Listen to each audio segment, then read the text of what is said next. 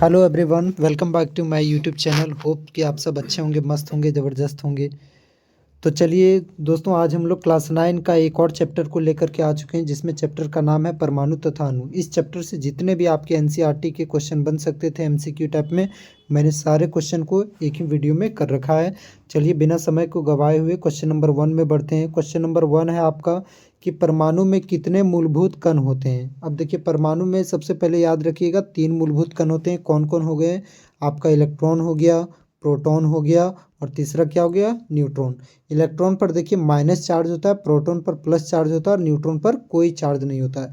यानी कि minus charge को बोलेंगे ऋण आवेश, प्रोटॉन के ऊपर प्लस चार्ज होता है, इसको कहेंगे धन आवेश, न्यूट्रॉन के ऊपर कोई भी चार्ज नहीं होता, यानी कि कोई आवेश नहीं। तो क्वेश्चन पहला है कि कितने मूलभूत कण होते हैं। Option A 1, option B 2, option C 3, option D 4। तो आपका करेक्ट ऑप्शन हो जाएगा ऑप्शन नंबर सी, यानी कि 3 मूलभूत कण होते हैं। कौन कौन? इलेक्ट्रॉन, प्रोटॉन और न्यूट्रॉन।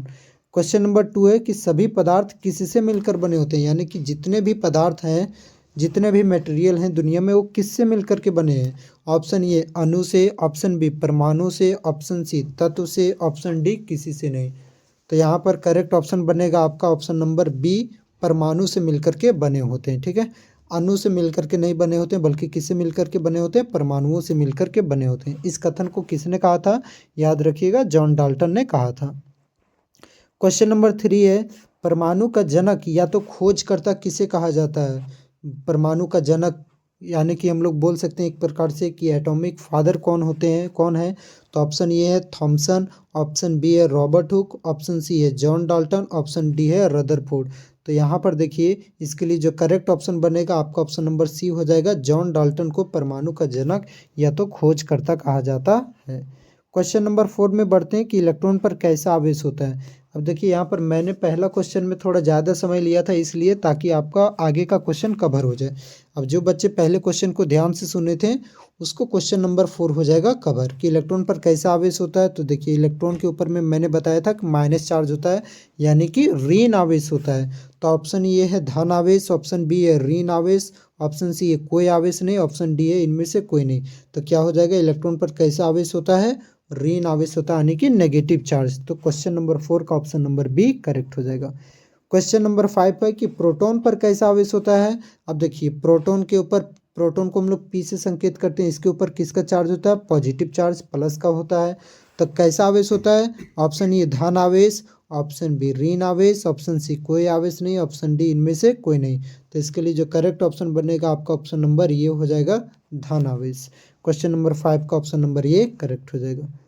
क्वेश्चन नंबर 6 है, न्यूट्रॉन पर कैसा आवेश होता है। जो न्यूट्रॉन है, यानी कि जिसको हम लोग एन से डिनोट करते हैं, वो भी स्मॉल एन, तो इसके ऊपर कैसा आवेश होता है। तो देखिए, इलेक्ट्रॉन पर माइनस चार्ज, प्रोटॉन पर प्लस चार्ज, जबकि न्यूट्रॉन पर कोई भी आवेश नहीं होता, कोई भी चार्ज नहीं होता है, नो चार्ज।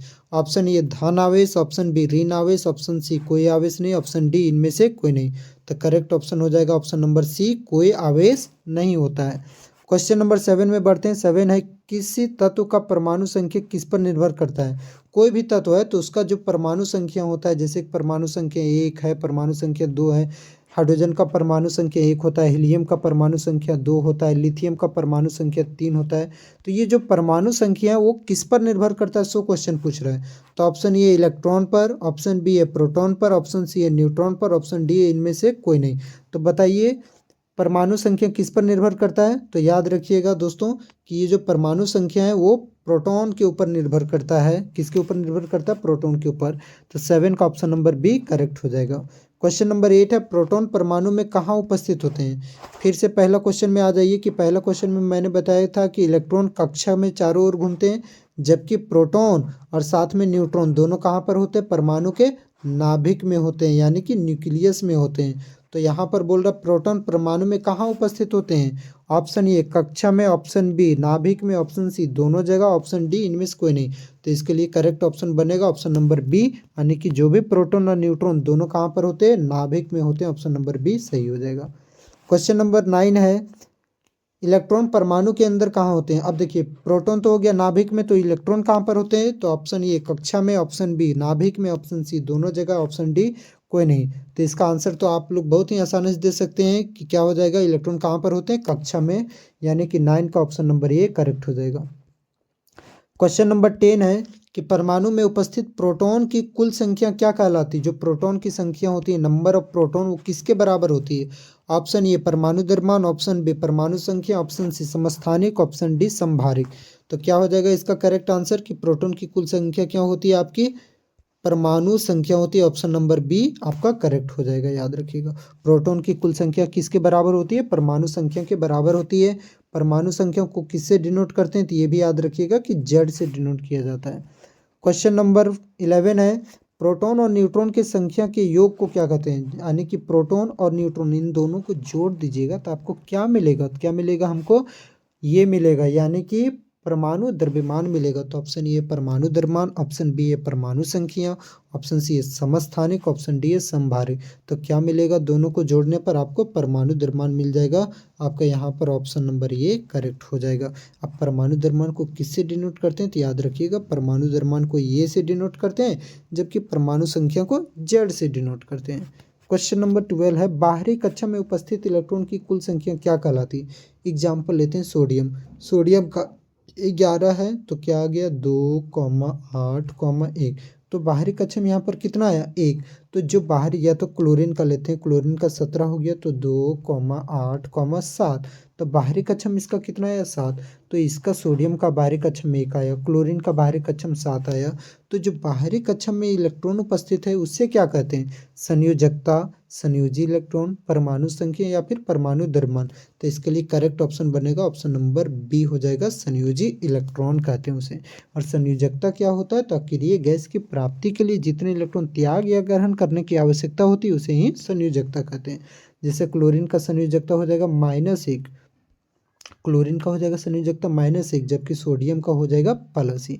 एक हो गया, ये सब जो हुआ संयोजकता हुआ, जबकि संयोजी इलेक्ट्रॉन होता है जितने इलेक्ट्रॉन रहेंगे लास्ट में वही आपका संयोजी इलेक्ट्रॉन। क्वेश्चन नंबर 13 है, कौन बहुपरमाणु का। बहुपरमाणु किसे कहते हैं, जिसमें एक से ज़्यादा हो परमाणु। जैसे सोडियम, तो सोडियम में यहाँ पर सिर्फ एक परमाणु, ऑक्सीजन, ऑक्सीजन में यहाँ एक परमाणु। लेकिन O2 ले रहे हैं तो यहाँ पर कितने परमाणु, 2। O3 ले रहे हैं तो यहाँ पर कितने परमाणु है, 3। तो बोल रहा कौन बहुपरमाणु है, सोडियम। सोडियम क्या बहुपरमाणु है क्या, नहीं सोडियम नहीं है। अच्छा और भी देखते हैं, पोटेशियम, पोटेशियम क्या बहुपरमाणु है, नहीं एक ही है, तो ये भी नहीं होगा। आर्गन, ये यार ये बहुपरमाणु है क्या, नहीं ये भी एक होता है। लेकिन सल्फर देखिएगा S8 के रूप में पाया जाता है, यानी कि सल्फर बहुपरमाणु हो जाएगा, ऑप्शन नंबर डी। इसका स्ट्रक्चर कैसा होता है, तो याद रखिएगा क्राउन स्ट्रक्चर होता है, यानी कि मुकुट के जैसा होता है। ठीक है, इसका नेक्स्ट में हम लोग बढ़ते हैं। क्वेश्चन नंबर 14 है, सोडियम आयन में उपस्थित इलेक्ट्रॉन की संख्या कितनी होगी।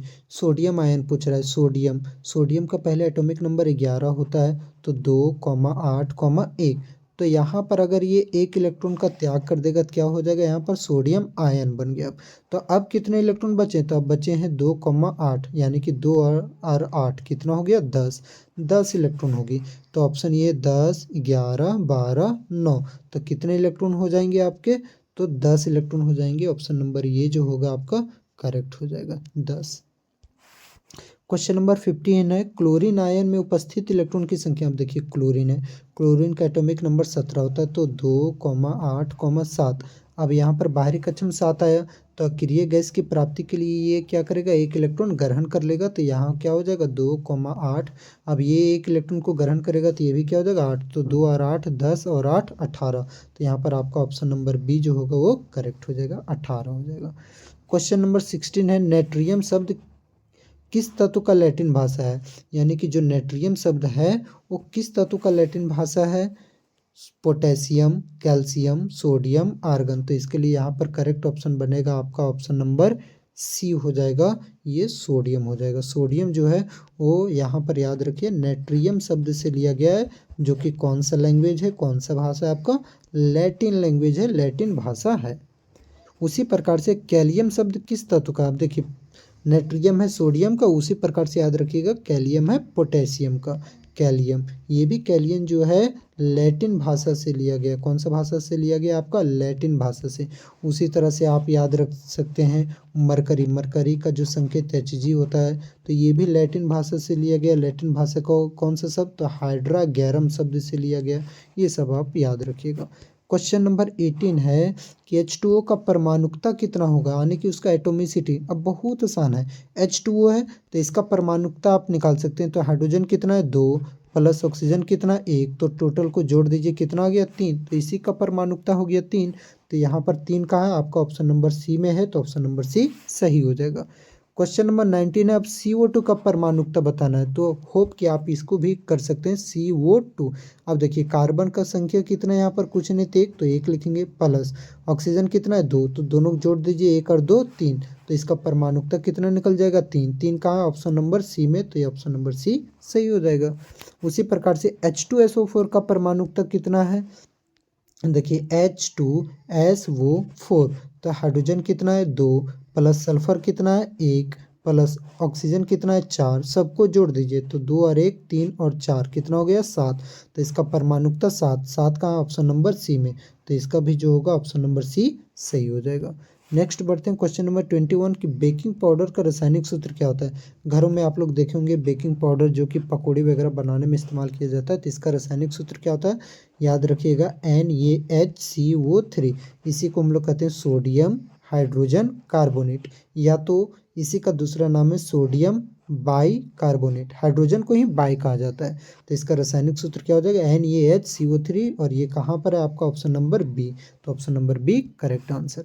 क्वेश्चन नंबर 22 है, साधारण नमक का रासायनिक सूत्र क्या होता है? जो घरों में साधारण नमक होता है उसका रासायनिक सूत्र क्या होता है?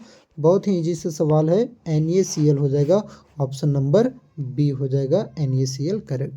नेक्स्ट है 23 सोडियम सल्फाइड का रासायनिक सूत्र क्या होता है? अब देखिए यहाँ पर रासायनिक सूत्र लिखने वाला आ गया, तो एक तरफ लिखिए सोडियम और एक तरफ सल्फाइड। सल्फाइड किससे मिल रहा है? सल्फर से। सोडियम का संयोजकता +1 और इसका क्या हो जाएगा? -2। तो इसको ये क्रॉस, तो क्या इसका बन जाएगा N, ये वाला नीचे में जाएगा तो 2, और ये वाला S, नीचे में 1 हम लोग को नहीं लिखना है। तो इसका क्या निकल गया रासायनिक सूत्र? Na2S। Na2S आपका ऑप्शन नंबर बी में है, तो ऑप्शन नंबर बी जो होगा वो आपका करेक्ट हो जाएगा। नेक्स्ट बढ़ते हैं क्वेश्चन नंबर 24, सल्फ्यूरिक अम्ल का रासायनिक सूत्र क्या होता है? तो याद रखिएगा सल्फ्यूरिक अम्ल का रासायनिक सूत्र होता है H2SO4, यानी कि ऑप्शन नंबर आपका बी करेक्ट हो जाएगा। नेक्स्ट बढ़ते हैं क्वेश्चन नंबर 25, अवोगाद्रो संख्या क्या होता है? तो ऑप्शन ये है 6.022, ऑप्शन बी है 6.022 इंटू 10⁻23। ये 10 ताइस नहीं समझिएगा, 10 के पावर ताइस है। ऑप्शन सी है 7 × 10 के पावर 25, ऑप्शन डी है इनमें से कोई नहीं। तो अवोगाद्रो संख्या कितना होता है? तो याद रखिएगा अवोगाद्रो संख्या जिसको हम लोग Na से डिनोट करते हैं या तो N नोट से, कितना होता है? तो 6.022 इंटू 10⁻23 पार्टिकल्स होते हैं। इतने सारे पार्टिकल होंगे, तो ऑप्शन नंबर बी आपका सही हो जाएगा। क्वेश्चन नंबर 26 है, 5 मोल H2O का द्रव्यमान कितना होगा? देखिए मोल वाला पढ़ना है तो इसके लिए फार्मूला आता है नंबर ऑफ मोल, यानी कि मोल की संख्या का फार्मूला होता है दिया गया द्रव्यमान बटा मोलर द्रव्यमान। तो देखिए यहाँ पर मोल पहले से आपको दे रखा है 5 मोल, तो यहाँ पर n की जगह पर 5 बैठाएंगे। द्रव्यमान पूछ रहा है कितना द्रव्यमान होगा? W पूछ रहा है, तो W उसी तरह होगा। M कितना हो जाएगा? तो हाइड्रोजन का आणविक द्रव्यमान निकाल लीजिएगा। हाइड्रोजन का परमाणु द्रव्यमान 1, हाइड्रोजन है 2 में, तो 2 से मल्टीप्लाई करेंगे, प्लस ऑक्सीजन का परमाणु द्रव्यमान 16। अब कितना हो गया? 2 एकम 2 प्लस 16 यानी कि 18। तो यहाँ 18 बैठा देंगे, तो W बराबर कितना निकल जाएगा? 5 × 18 यानी कि 90 ग्राम। तो 90 ग्राम कहाँ पर है? आपको ऑप्शन नंबर सी में दे रखा है, ऑप्शन नंबर सी सही हो जाएगा। अगला पूछा H2O का आणविक द्रव्यमान क्या होगा? देखिए H2O का आणविक द्रव्यमान, तो हाइड्रोजन का परमाणु द्रव्यमान कितना होगा? 1, हाइड्रोजन कितना है? 2, तो 2 से मल्टीप्लाई कर दीजिएगा। अब आते हैं ऑक्सीजन में। ऑक्सीजन में फिर दूसरा घर में आइएगा तो प्लस का चिन्ह दीजिएगा। ऑक्सीजन का परमाणु द्रव्यमान 16, ऑक्सीजन का संख्या 1 है तो 1 से मल्टीप्लाई, तो क्या हो गया? 2 एकम 2 प्लस 16 एकम 16, कितना हो गया? 18U। यहाँ पर आपका ऑप्शन नंबर ये सही हो जाएगा, 18U।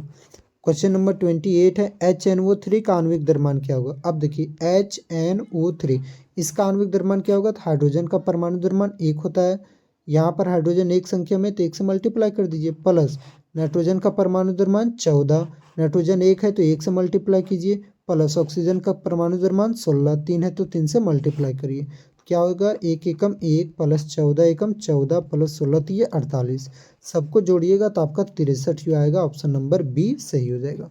क्वेश्चन नंबर 29 है, परमाणु द्रव्यमान का एसआई मात्रक क्या होता है। ठीक है, कितना होगा, ये गलत मिसप्रिंट हुआ, एसआई मात्रक क्या होता है। तो परमाणु द्रव्यमान का एसआई मात्रक क्या होता है आपका, यू होता है कि केजी होता है कि मीटर की मीटर पर सेकेंड। तो यहाँ पर आपका याद रखिएगा परमाणु द्रव्यमान का एसआई मात्रक यू होता है। एक और में भी हम लोग मेजर करते हैं, ये M U atomic mass unit, but इसी को अब मॉडिफाई करके यू लिखा जाता है। क्वेश्चन नंबर 30 है, परमाणु संख्या का एसआई मात्रक क्या होता है। देखिए परमाणु संख्या का पूछ रहे हैं कि एसआई मात्रक क्या है, मीटर, ये या फिर जेड या फिर कोई मात्रक नहीं होता है। तो याद रखिएगा कभी भी आप देखें सोडियम का हम लोग देखते हैं परमाणु संख्या 11, तो क्या 11 बोलते हैं उसके बाद और कुछ लगाते हैं क्या, कुछ नहीं लगाते हैं।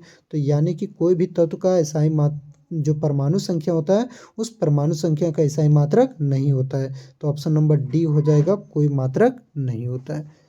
चलिए, अगर सेशन पसंद आया हो तो दोस्तों लाइक और सब्सक्राइब करना ना भूलें। तब तक आप अपना ख्याल रखें। मिलेंगे अब हम लोग नेक्स्ट चैप्टर में, जो कि चैप्टर का नाम है परमाणु की संरचना। Thank you so much.